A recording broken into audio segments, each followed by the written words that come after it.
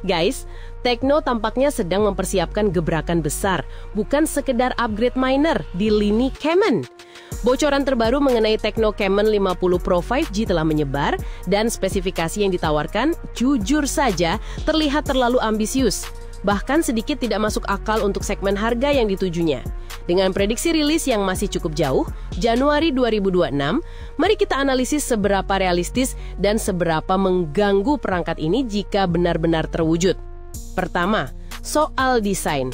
Render dari database India menunjukkan modul kamera horizontal besar yang, mari kita akui, sangat terinspirasi oleh estetika iPhone seri Pro modern.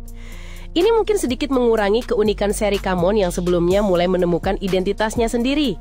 Namun, kita tahu, strategi desain familiar ini terbukti efektif untuk menarik konsumen yang menginginkan tampilan premium tanpa harga premium. Namun, disinilah data bocoran mulai terlihat aneh.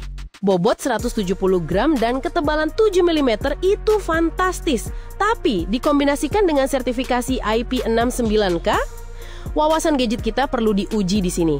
IP69K adalah rating ketahanan ekstrim terhadap debu, suhu tinggi, dan semprotan air bertekanan tinggi. Ini adalah standar industri yang biasanya kita temukan pada rak phone super tebal, bukan pada perangkat lifestyle tipis berbingkai aluminium dan kaca. Ada kemungkinan besar ini salah ketik atau disinformasi. IP68 tahan terendam air mungkin jauh lebih masuk akal. Di bagian depan, spesifikasinya terlihat fantastis di atas kertas. Panel LTPO AMOLED 6,78 inci 1.5K.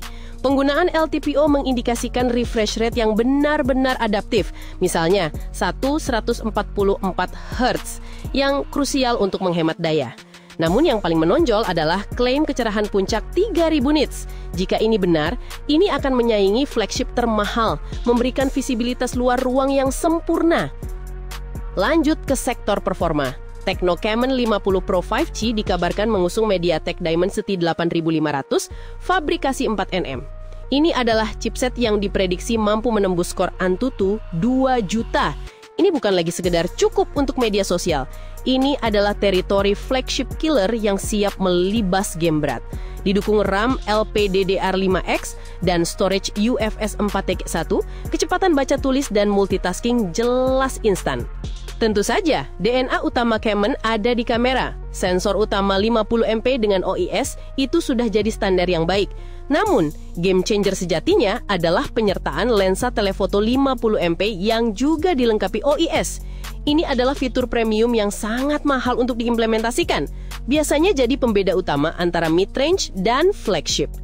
Jika ini hadir di harga 4 jutaan, ini akan membunuh kompetisi yang masih berkutat di digital zoom atau sensor makro gimmick. Sayangnya, lensa ultrawide-nya hanya 8MP, yang kemungkinan besar menjadi area cost cutting paling mencolok. Sekarang, bagian yang paling absurd dari bocoran ini.